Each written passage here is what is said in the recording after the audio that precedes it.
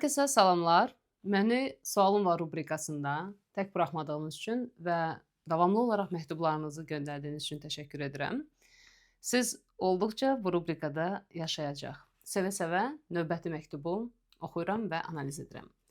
Salam Aygün xanım, çox təşəkkür edirəm belə bir platforma yaratdığınız üçün. Beləliklə sual verərkən belə çox ciddi, dəyərli bir işin öhdəsindən gəldiyinizi, nə dərəcədə bizə faydalı olduğunuzu bilmənizi istəyirəm. Çox təşəkkür edirəm.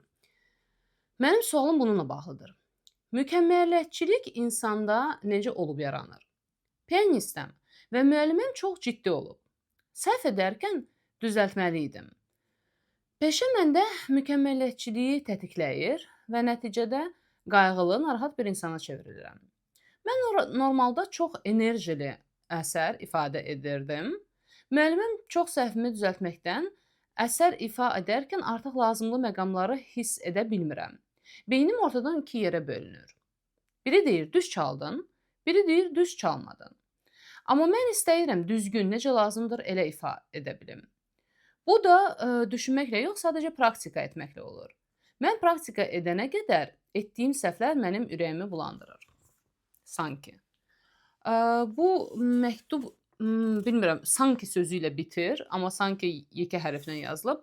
Bilmirəm, məktubun davamı yoxdur, kəsilmişdirmi? Amma yəni burada bitir. Məncə burada yetərincə məlumat var. Mükəmməliyətçilik necə yaranır? Bu barədə mən əslində çox danışıram başqa videolarda. Hətta mənim ayrı bir vebinarım var. Tam 2 saatlıq vebinarım var bu barədə. Hətta gəlin mən sizə o vebinarı hədiyyə eləyim. Instagram mənə yazarsınız, mən sizə göndərərəm məktubu. Orada daha yaxından tanış olarsınız. İdeal mən və mükəmməliyətçilik necə yaranır? Sizin situasiyaya gəldikdə isə məncə burada ən mühüm məsələ bilirsiniz nədir? Biz təbiətcə olaraq özümüzə çox, türklər demiş, takıntılıyıq.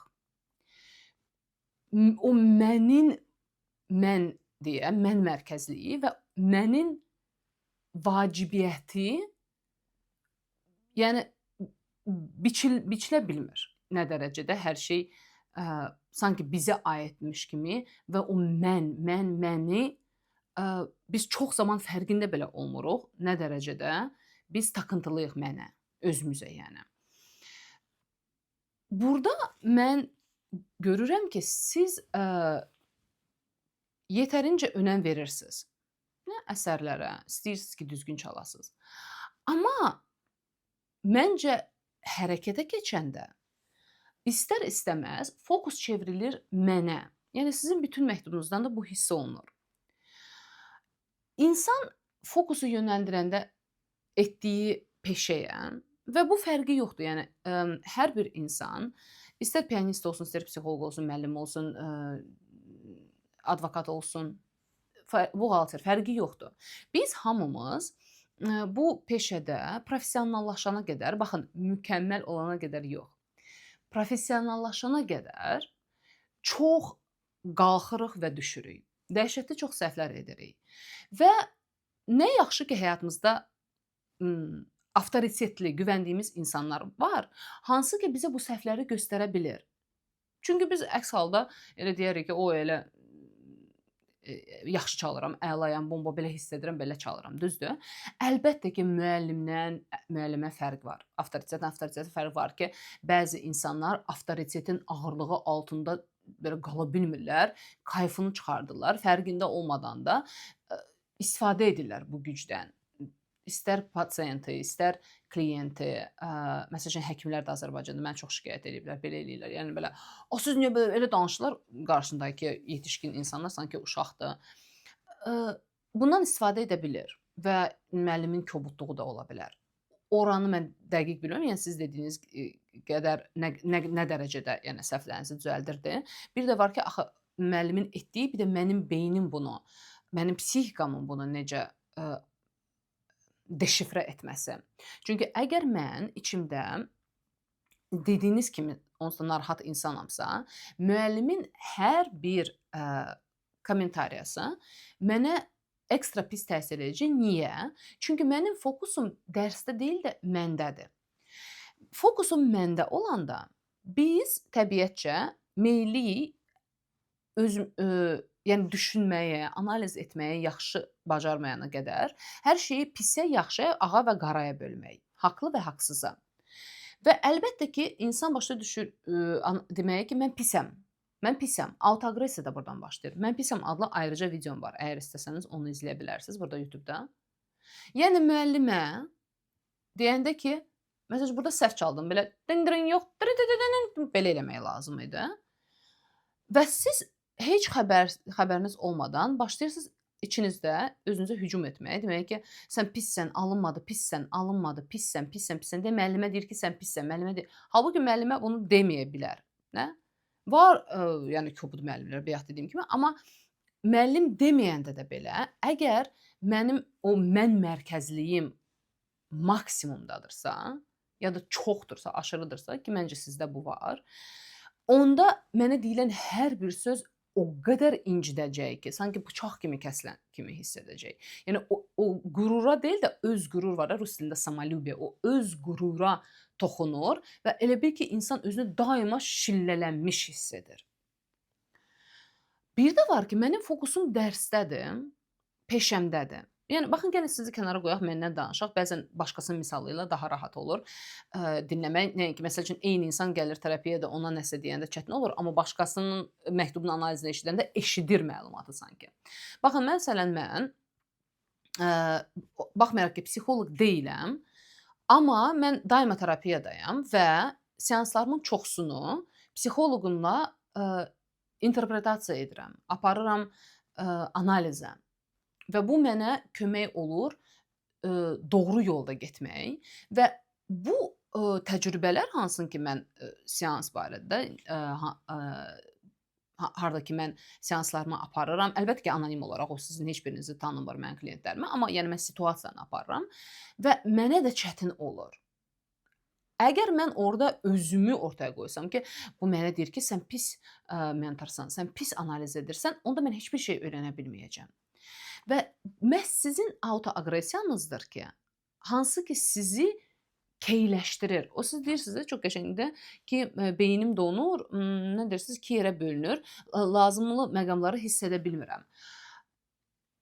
Siz o qədər içinizdə özünüzə hücum edirsiniz ki, səhv çaldın, pis elədin, bax o da var ya, səhv çaldın.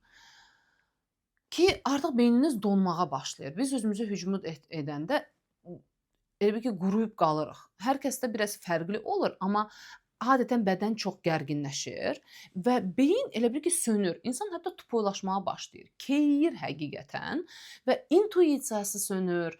O hiss edə bilmir. Çünki hisslərini bağlayır. O qədər özünə hücum edir ki, insan hissini bağlayır ki, artıq heç bir şey hiss eləməsin. Və onda da hər bir peşədə olduğu kimi, özəlliklə də musiqidə insanın intuisiyası, o hissiyatı çox önəmlidir. Praktika öz yerində, əlbəttə ki, praktikasız heç bir peşədə, yəni bu dəqiqə sizdən danışıram, amma məncə hər kəsdən danışırıq. Heç bir peşədə illərcə praktika etmədən professional dərəcəyə gəlib çatmaq olmur.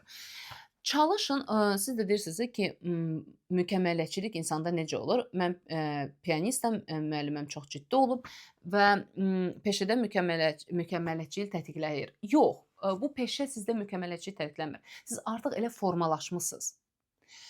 Və istər bu peşə olsun, istər hər hansı, mən sizə əminliklə deyirəm ki, siz başqa peşəyə başlasanız, eyni prinsiplərlə yanaşacaqsınız, eyni gərginliyi içəridə hiss edəcəksiniz.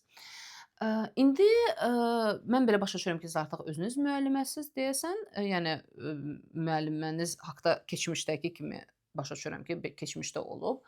Amma indi o müəllimə var hansı ki, sizi daima səhv tuturmuş kimi hiss edirdiniz. İndi o eyni müəllimə sizsiz, öz içinizdə. Hansı ki, durur belə başınızın üstə deyir, səhvdir. Siz deyirsiniz, axı düz çaldım. Yox, səhvdir. Düz çaldım, səhvdir. Elə bil ki, bu müharibə baş verir içinizdə. Bacardığınız qədər yavaş-yavaş çalışın, fokusu əsərə keçirdin.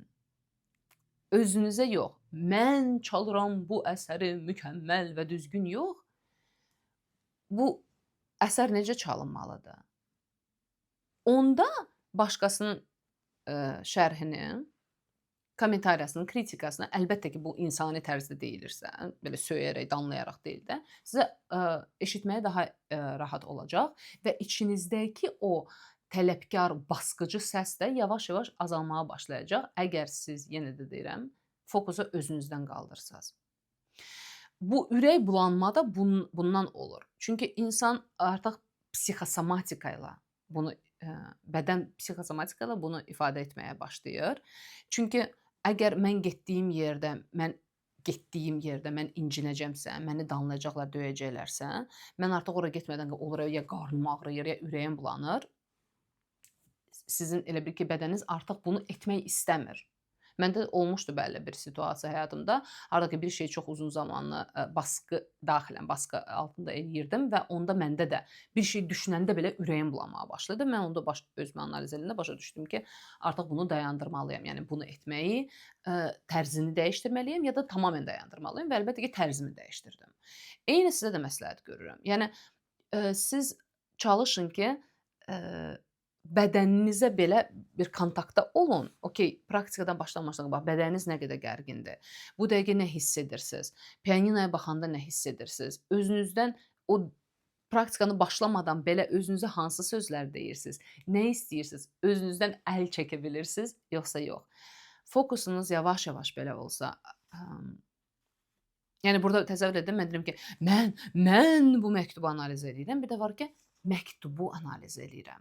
Burada mənim üçün önəmli olan sizsiz. Siz bu xanım hansı ki bu məktubu göndərib və məktub və onun analizi.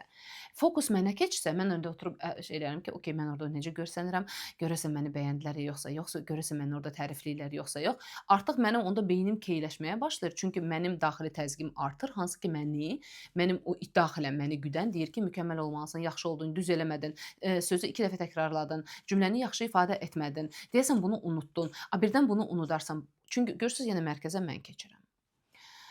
Bugünü bu qədər. Yenə dediyim kimi, webinar üçün mənə Instagramda yazarsınız. Biz isə hər kəslə gələn həftə görüşərik. Sağ olun.